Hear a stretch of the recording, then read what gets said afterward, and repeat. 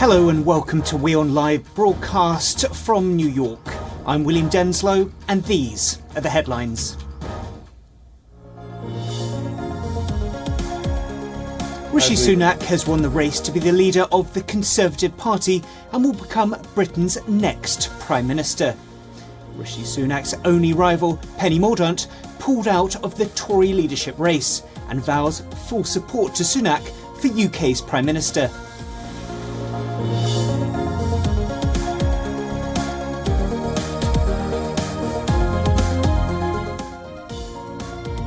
Economic activity in the Eurozone plummets further in October, and Germany, the EU's top economy, looks headed for a recession. A closely watched survey shows.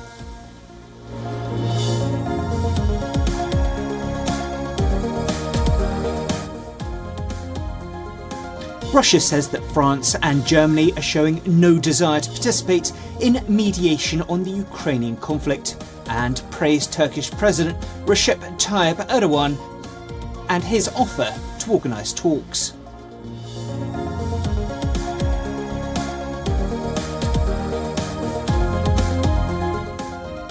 Indian Prime Minister Narendra Modi celebrates Diwali, the festival of lights, with Indian Army forces at Kashmir's Kargil town, which shares its border with neighbouring Pakistan.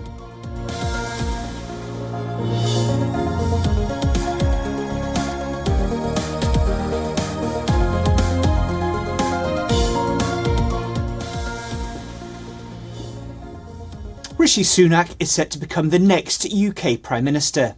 His contender, Penny Mordaunt, dropped out of the Tory leadership race, announcing there was just one person with the backing of 100 MPs. The 1922 committee chairman, Graham Brady, confirmed Rishi Sunak is the new Tory leader. While backing out, Penny Mordaunt said she's proud of her campaign. She calls the decision historic, adding that Rishi Sunak has her full support. According to reports, it's expected Rishi Sunak to formally become Prime Minister tomorrow. The ex-Chancellor gained the support of well over half of Tory MPs. With Mordaunt struggling to reach the 100 MP threshold, Rishi Sunak will become the UK's first British Asian Prime Minister. Now, for more on this, we are joined by Mike Buckley, who's a political analyst and senior journalist who joins us live from London. Mike, if we can just start off with you, what is the significance of this announcement that Rishi Sunak is to take the keys at number 10? Well, I think those of us who live our lives in the United Kingdom are hoping that it means a return to competent government. We haven't had a functional government in our country for about a year because Boris Johnson, the last but one Prime Minister, was mired in so many scandals, which some of your listeners or viewers may have heard about. Primarily the fact that he broke rules during the COVID-19 lockdowns, which he was asking the rest of us to obey. But there were many other scandals as well, which involving money, involving MPs doing the wrong thing and mistreating their staff, and involving Boris Johnson lying to Parliament and lying to the country. So that was a mess, and we didn't have functional government during that time, really. We've then had about 6 weeks of Liz Truss, another Prime Minister who's been even worse. So we're now hoping that Rishi Sunak will bring some competence back to proceedings. And that matters because our economy is in a mess. It matters because inflation is very high. It matters because mortgages are going up. It matters because actually a lot of people in the UK now, even though we're a rich country, can't afford to pay their fuel bills and they can't afford to feed their families. And we have many public services, including our health service, which are now struggling very much. And that's because we've had 12 years of bad government, as I would say, under the Conservative Party, but it's just getting worse and worse. So I do hope that Rishi Sunak can begin to turn things around. Mike, you outlined there a myriad of factors that Rishi Sunak will be facing imminently, these pressing issues. What are we expecting of his policies, and will it help ease some of the huge amounts of tension and concern that has really embroiled British politics in recent weeks? Well, I mean, the last 6 weeks have done... we were in a difficult state 6 weeks ago. We're in a much more difficult position now because, as you may know, that the last Prime Minister, Liz Truss, she put a budget through, a financial statement, and the financial markets were very unhappy with.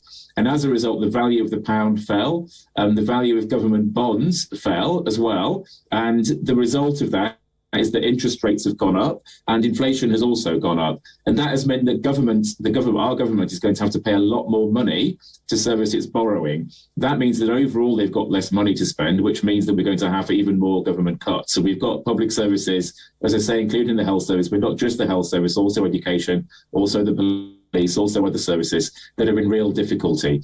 And as a result, they can't really take more cuts without it impacting people's lives and indeed costing lives in the health service, but also making life more difficult elsewhere in society. So this impacts on real people's lives. This isn't a political story. It's a story that affects real people, primarily the people at the bottom of the pile here in the UK, who were already having a hard time and will now have an even harder time because to balance the government books, Rishi Sunak is going to have to cut spending and put up taxes.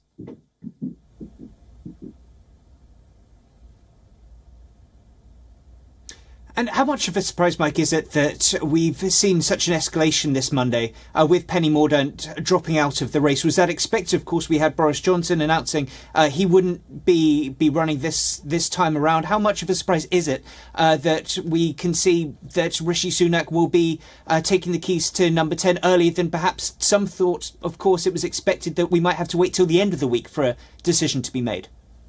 Well, I think it's a relief to a lot of people because if we'd had to wait to the end of the week, that would have meant that the vote would have gone to Conservative Party members, about 180,000 people who would have then chosen the next Prime Minister. And these people are very right-wing. They don't represent, society as a whole. And so it's a very unfair way to choose the next Prime Minister, really, a very undemocratic way. I mean, arguably, the way that it's been done with just Conservative Party MPs choosing the next Prime Minister was actually more democratic because at least they've all been voted for, by the electorate at large. So it's a little bit more democratic, even though it may still seem like a strange way to do things to your viewers or your listeners. But also it means that we now get certainty on Monday rather than certainty on Friday. I'm no fan of Rishi Sunak. I don't think he's very well intentioned towards the majority of people in this country. I think he's very right-wing. I don't think he believes that government can be a force for good, for example, and I don't think he's very strong on very important issues like climate change.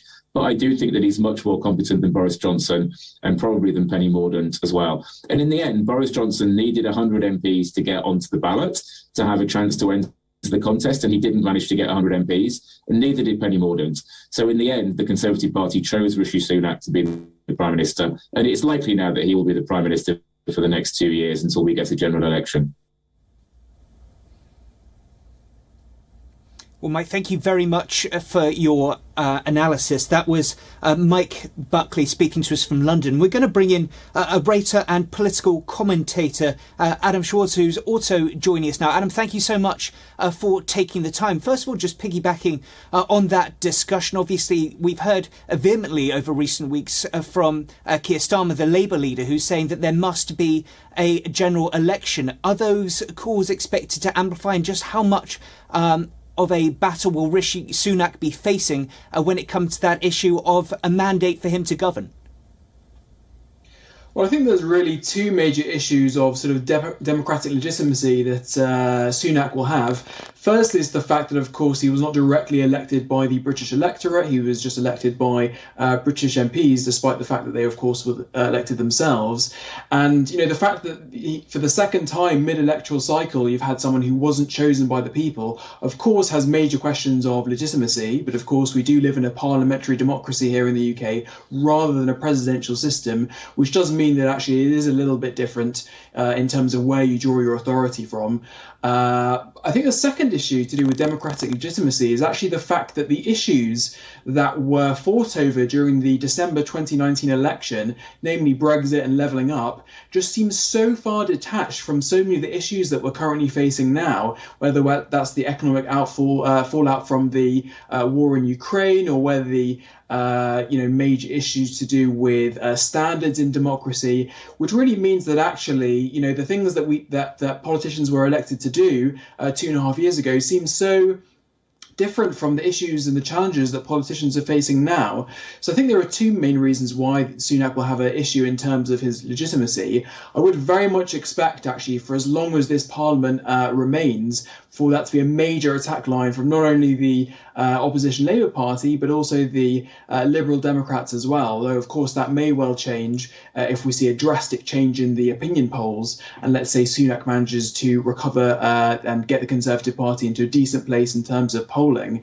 So I think it's something they will continue to talk about, very much in the way that the Labour Party continued to talk about Theresa May's lack of democratic legitimacy when she was elected in 2016, which ultimately led to Theresa May going to the electorate 3 years early and having this disastrous result of her losing a majority.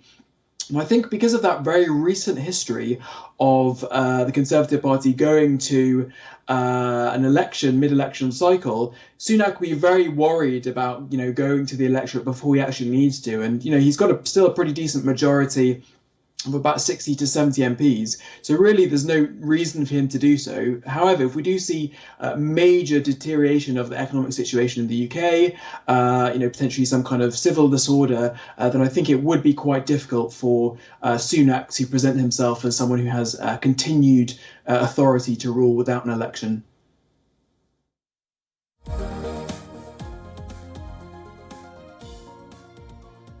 Well, Adam, thank you very much. Well, Adam, thank you very much for sharing your analysis and insight. That was Adam Schwarz, the writer and political commentator.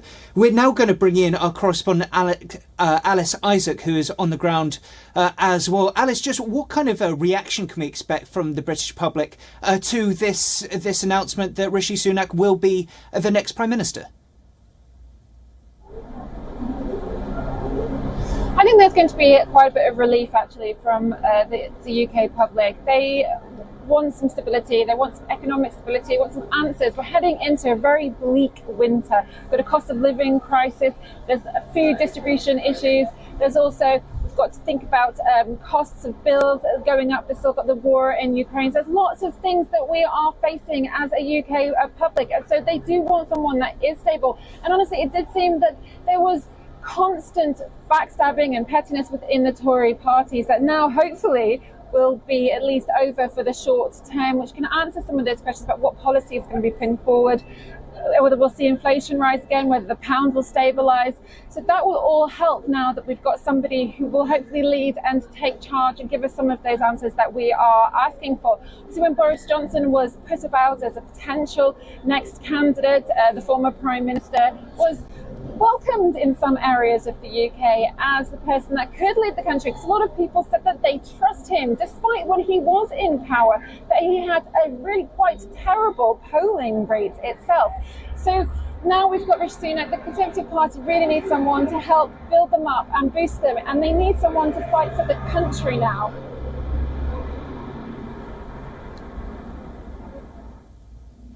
And Alice, just how much of a departure will we expect from Rishi Sunak, his policies, his politics, from his predecessors Liz Truss and even Boris Johnson before him?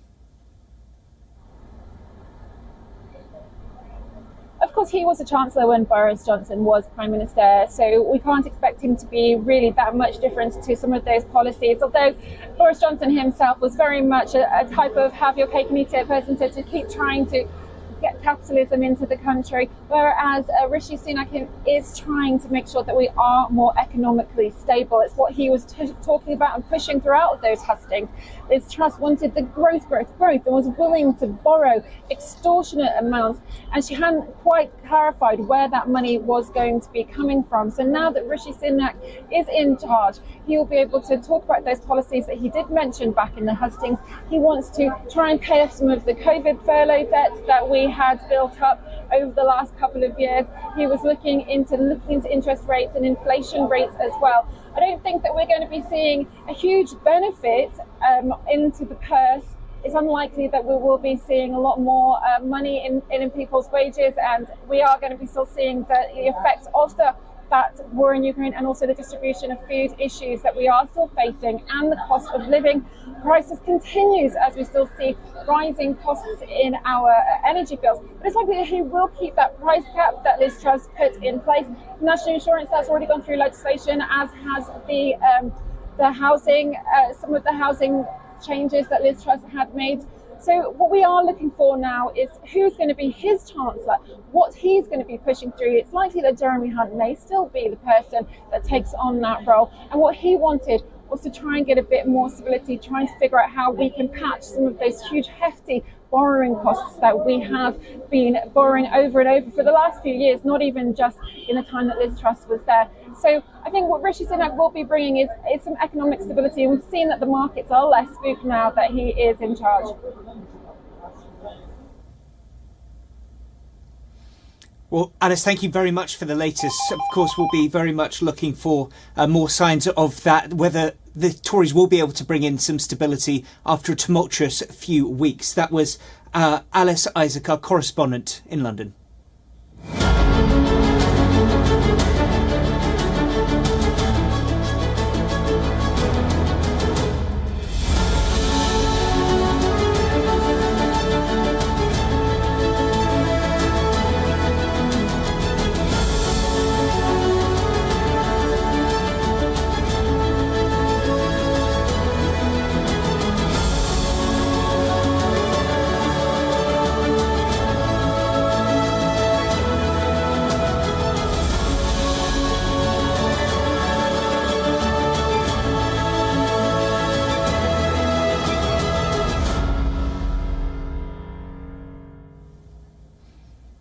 Trouble mounts for the Trumps, as former US President Donald Trump's family and his business may face fines of over $1.5 million if found guilty of fraud and tax evasion.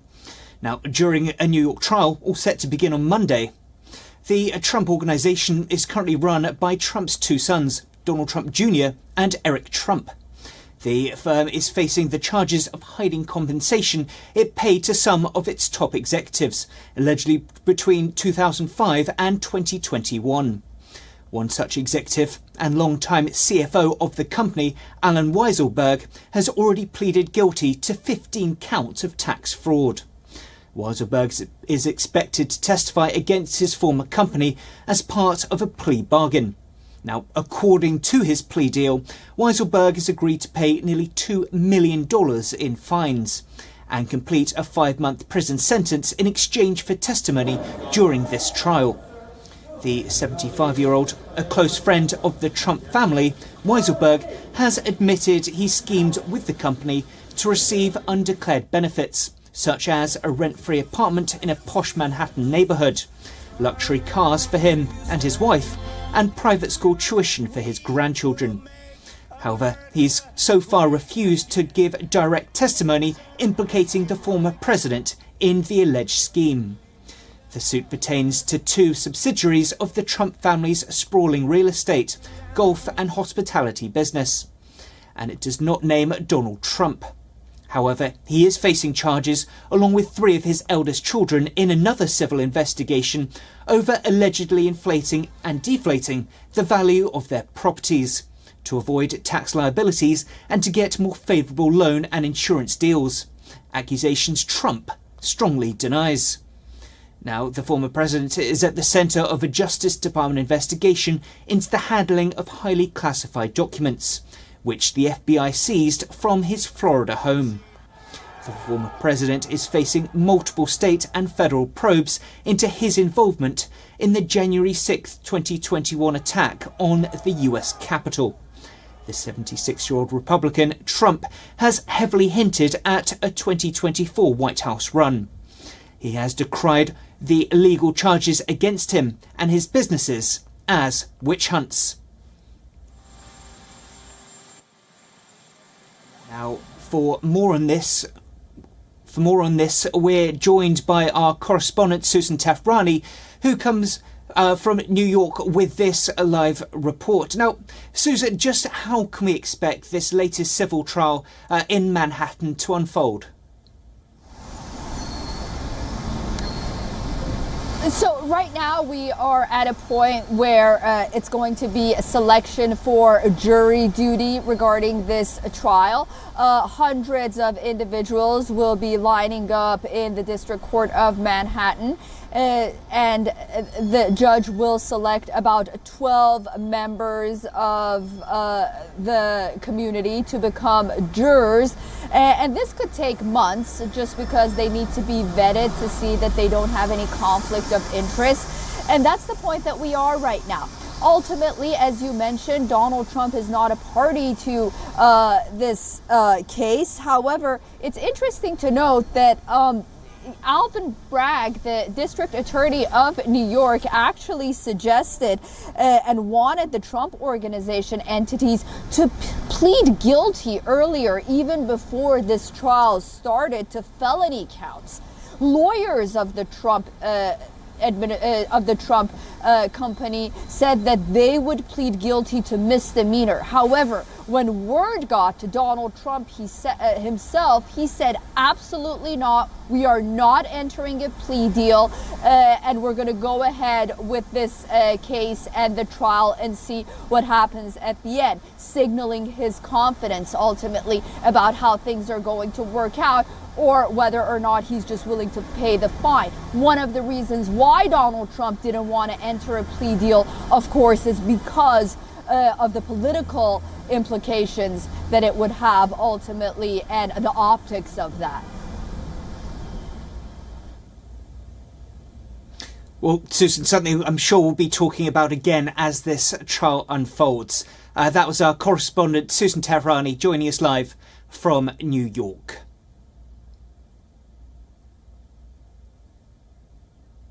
Now, Ukraine has been facing a barrage of missile strikes in the last few days. Russia's fired missiles and carried out drone strikes in Mykolaiv. More details in this next report. Under pressure in the south of Ukraine, Russia fired missiles and drones into Ukrainian-held Mykolaiv on Sunday, destroying an apartment block in the shipbuilding city near the front, and said the war was trending toward uncontrolled escalation. A Russian missile strike on Sunday wiped out the top floor of an apartment block in the city, sending shrapnel and debris flying, smashing windows and cracking walls, and leaving cars crushed under the rubble. Russian Defense Minister Sergei Shoigu said, without evidence, that Ukraine could escalate by using a dirty bomb, conventional explosives laced with radioactive material. Ukraine does not have nuclear weapons, while Russia has threatened to use its nuclear arsenal. Ukrainian President Volodymyr Zelensky said Sunday that only Russia was capable of using nuclear weapons in the area, and that Russia's accusations are a signal of their own plans. In a flurry of calls, Shoigu discussed what he called a rapidly deteriorating situation with French, British, and Turkish counterparts, his ministry said, and also spoke with U.S. Defense Secretary Lloyd Austin for the second time in 3 days. The White House National Security Council said in a statement it rejected Shoigu's false allegations that Ukraine is preparing to use a dirty bomb on its own territory, and that the world would see through any attempt to use this allegation as a pretext for escalation. Ukraine's advances in recent weeks around Kherson have been met with intensifying Russian missile and drone attacks on civilian infrastructure, which have destroyed about 40% of Ukraine's power system ahead of winter. Russian occupation authorities are evacuating civilians deeper into Russian-held territory before an expected battle for Kherson, a gateway to Crimea, which Russia annexed in 2014. And that's all we have time for on this edition of WION Live Broadcast. I'm William Denslow. Stay tuned to WION for the latest global updates. See you next time.